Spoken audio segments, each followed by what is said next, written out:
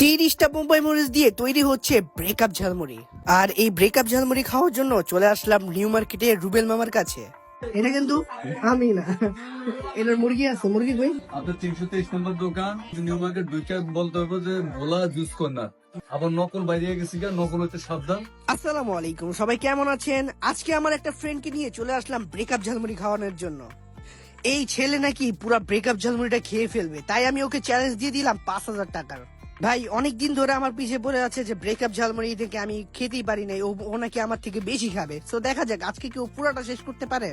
এখানে কিন্তু ও চিটিং করতেছে, অনেক অল্প অল্প করে বাইট নিচ্ছে। আমি ওকে বললাম যে ভাই এত অল্প অল্প করে নিলে হবে না, বেশি বেশি করে শেষ করতে হবে।